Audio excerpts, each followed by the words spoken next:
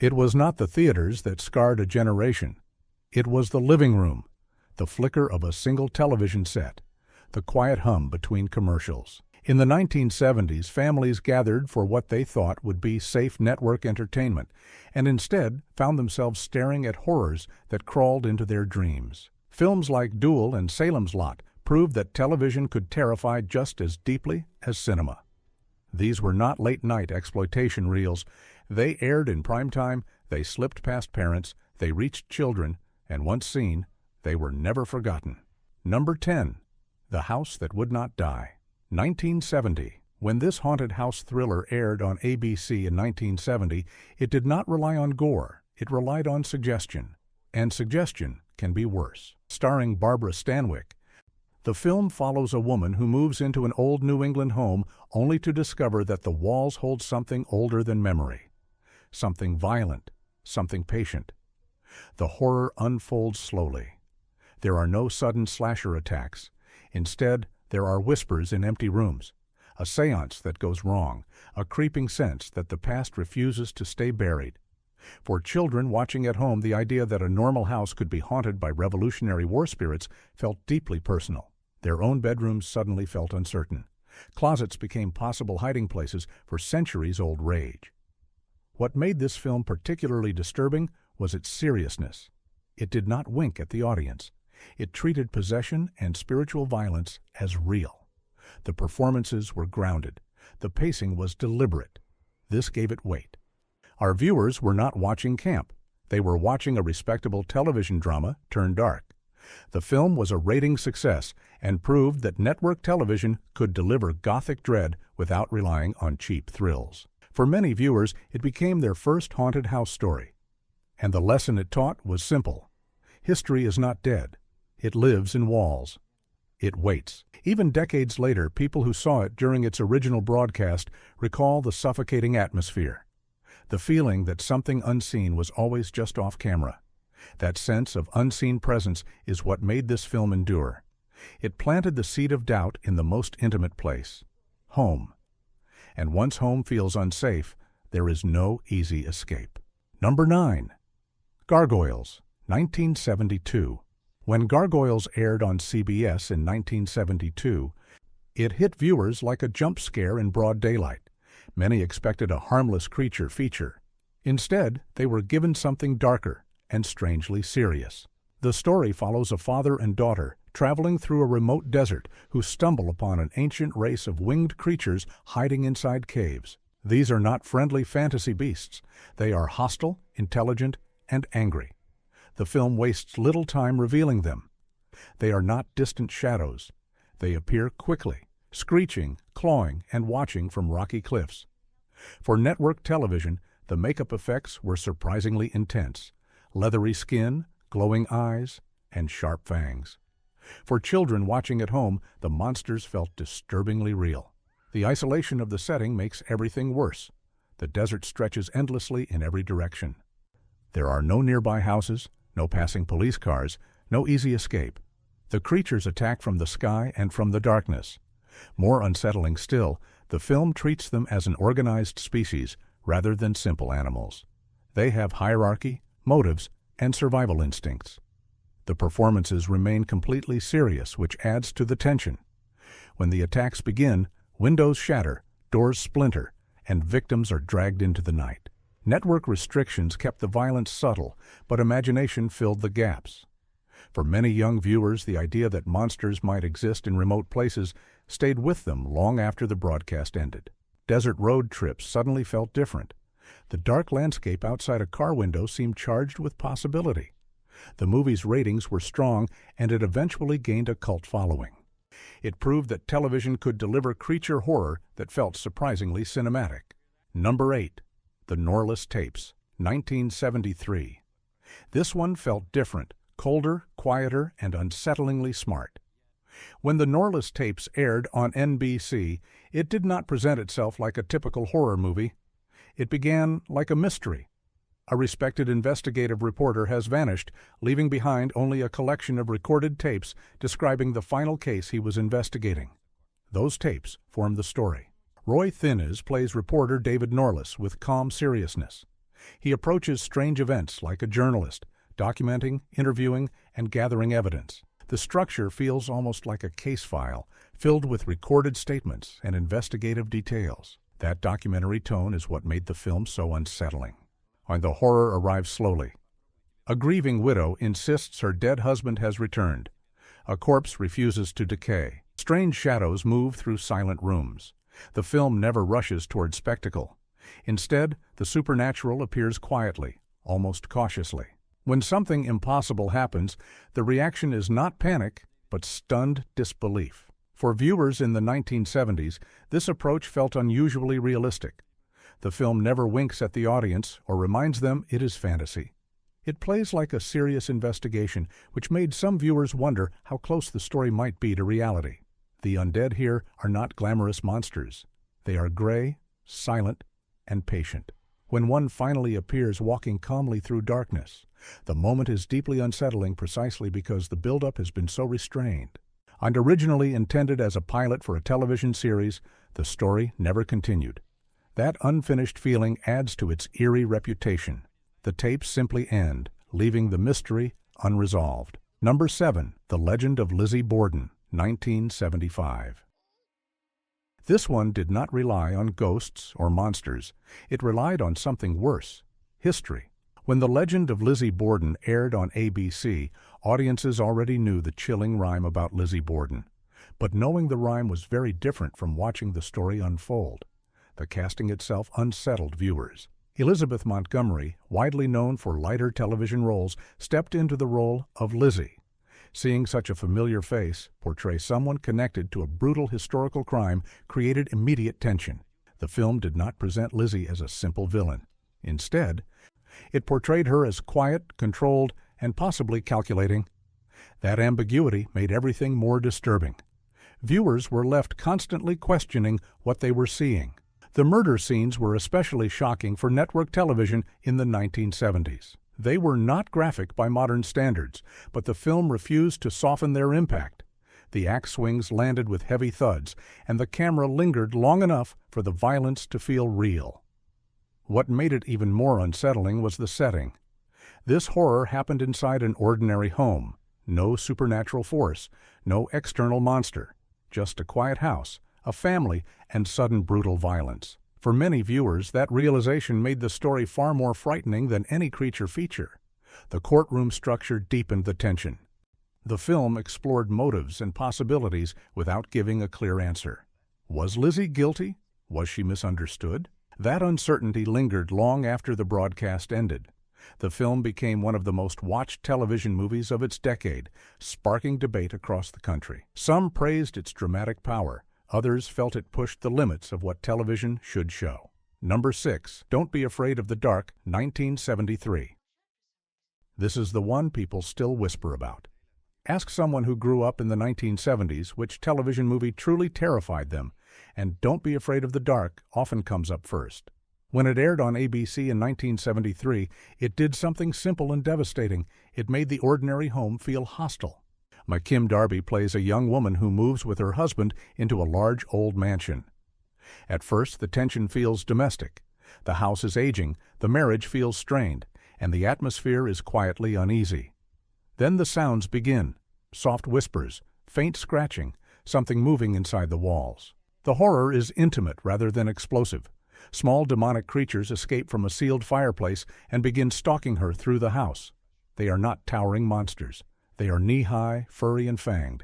Their size makes them more frightening. They can slip under doors, hide in vents, and wait beneath beds. For children watching at home, the implication was unbearable. Something small and malicious could already be in the room. The creature design was simple but effective. Glowing eyes in darkness, jagged teeth, high-pitched voices calling her name. Often the audience hears them before seeing them, which makes the tension worse. The sounds linger long after the scene ends. What made the film legendary was its refusal to provide comfort. The heroine's husband dismisses her fears. Experts fail to help. The house itself seems complicit. As the attacks intensify, the isolation grows until the fight becomes desperate. Lamps shatter, doors slam, and the heroine struggles against creatures she can barely see. Number 5. Trilogy of Terror, 1975. This is the one that truly rattled audiences. When Trilogy of Terror aired on ABC, it looked like a simple anthology. 3 separate stories starring Karen Black. Viewers expected suspense. They were not prepared for the final segment. The first 2 stories are eerie and psychological. But the third, titled Amelia, is what burned itself into pop culture. A woman living alone receives a carved Zuni fetish doll as a gift. A warning comes with it. Do not remove the chain wrapped around its waist. The chain supposedly restrains an evil spirit. Of course, the chain comes off. What follows is a frantic 15-minute battle inside a tiny apartment. The doll is small, barely the size of a forearm, but terrifyingly fast. It screeches, bares razor teeth, and attacks with a miniature spear. The sound it makes is unforgettable, a shrill animal-like cry that feels almost human. The brilliance of the segment lies in its simplicity. There are no explanations for the curse, no outside help, and no comic relief. The apartment becomes a claustrophobic battlefield. Karen Black throws herself into the role with raw intensity, screaming and sweating and fighting like someone genuinely terrified. For viewers at home, especially children, the impact was powerful. Toys were supposed to be harmless. Suddenly, the idea that something small and decorative could turn violent shattered that sense of safety. Many who saw it during the original broadcast later admitted they could never look at dolls the same way again. The pacing never slows.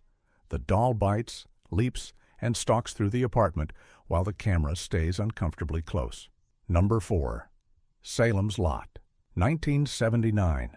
By the time this 2-part television event aired in 1979, audiences thought they understood vampires. They wore capes, spoke with elegance, and carried a strange charm. Then Salem's Lot arrived and erased that comfort.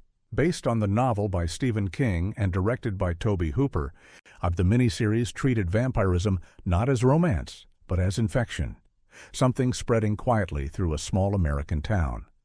That ordinary setting is what made the story so unsettling. It looked like any peaceful neighborhood in the country. David Soul plays a writer who returns to his hometown only to discover that something ancient has taken residence in an abandoned house. The pacing is slow and deliberate. Suspicion grows. Townspeople become pale and withdrawn. Funerals multiply. At night, strange lights glow behind dark windows. Then comes the moment that terrified an entire generation. A dead boy floats outside his brother's bedroom window. He taps gently on the glass. He scratches softly. He smiles in the dim blue light. His body drifts in the air as if weightless. For children watching in dark living rooms, the scene was unbearable. Bedrooms were supposed to be safe places. Windows were supposed to keep danger out. That moment shattered the illusion. The vampire Kurt Barlow was another shock. Instead of a charming aristocrat, viewers saw a bald, pale predator with glowing eyes and jagged teeth. He rarely spoke. He did not seduce, he hunted. His sudden appearances were terrifying, and his grotesque makeup pushed television horror further than audiences expected. Because the story unfolded over several hours, the dread had time to grow. We watched neighbors change. Entire streets fall silent. The horror did not stay confined to one house. It spread across the whole town. Number 3. The Night Stalker, 1972. Before glossy paranormal procedurals and sleek vampire dramas filled television, there was The Night Stalker. When it aired in 1972, it did something radical. It treated the supernatural like a news investigation. Darren McGavin plays reporter Carl Kolchak, a stubborn journalist who believes in evidence more than rumors. He is skeptical, persistent, and constantly clashing with editors and police who want him to drop dangerous stories. He is not chasing thrills. He is chasing facts. The setting is Las Vegas, bright lights, casinos, and tourists, not the kind of place usually associated with Gothic horror. That contrast is exactly what makes the fear sink in. Women are being murdered across the city. Their bodies are drained of blood. Police assume it is a brutal serial killer, but Kolchak's investigation begins revealing details that point somewhere stranger. The evidence slowly suggests something impossible. A vampire. Not in a castle or ancient European village, but in modern America. The brilliance of the film lies in its grounded tone. Kolchak interviews witnesses, examines evidence, and argues with skeptical authorities. The story unfolds like investigative journalism. Because of that realism, the horror feels disturbingly plausible. The vampire itself is nothing like the romantic versions that would come later. It is brutal, powerful, and predatory. Network television limits how much violence can be shown, but the implication is unmistakable. Something monstrous is hiding in plain sight. For viewers watching at home, that idea was deeply unsettling. The threat was not hidden in distant legends. It could be in a parking garage, an apartment building, or a quiet street. The film became the highest-rated television movie of its time, and audiences were captivated by the mixture of realism and supernatural terror. Children who watched it often remembered one specific feeling: the fear that danger might look ordinary, that it could walk past you on the street without anyone noticing. Number 2. Duel, 1971. This one did not need fangs. It did not need demons. When Duel aired on ABC, it tapped into something simple and terrifying: the fear of being alone on an empty road. Directed by a young Steven Spielberg, the film follows an ordinary salesman played by Dennis Weaver. While driving across rural highways, he passes a rusty tanker truck. It is a routine move, something drivers do every day.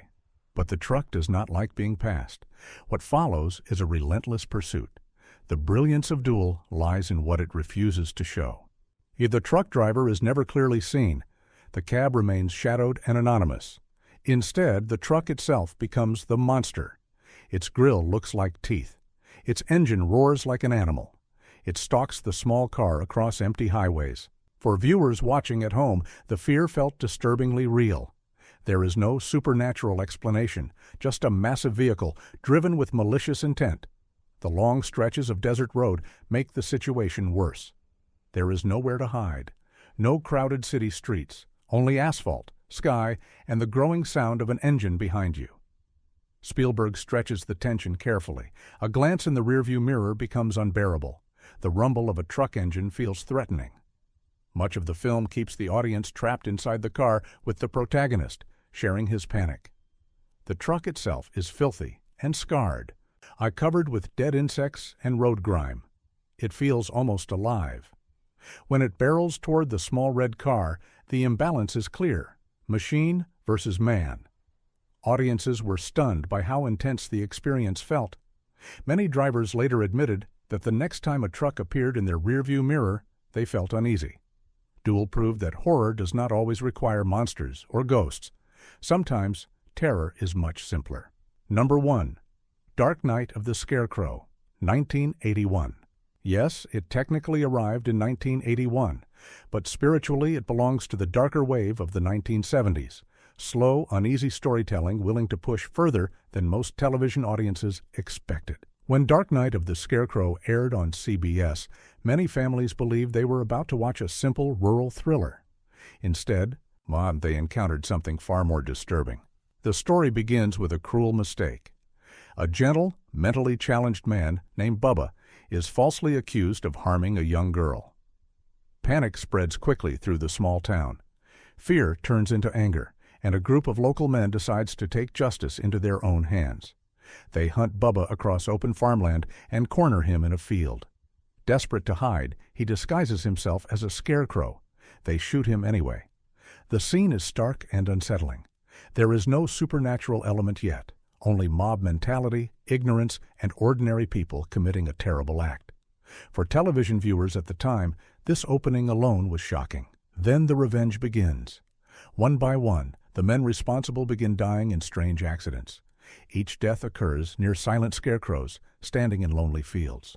And the question slowly grows: is Bubba somehow back, or are the men being destroyed by their own guilt? What makes the film so powerful is its restraint. The deaths involve everyday things: a tractor, a silo, farm tools. Nothing flashy, just the creeping sense that justice is closing in. Bubba himself is portrayed with deep sympathy, which complicates the horror. The audience does not only feel fear, they feel anger at the injustice that started everything. By the end, the scarecrow stands quietly in the field once more, as if the land itself remembers. And that is the film's final message. Sometimes the most terrifying figure is the one standing perfectly still. long after the sun goes down. The 1970s did not need theaters to create nightmares. They used antennas and living rooms. These films slipped into homes without warning and rewired how a generation viewed darkness. Bedrooms felt different, highways felt different, even quiet farms felt different. Television proved it could terrify deeply and permanently. And some viewers never truly recovered.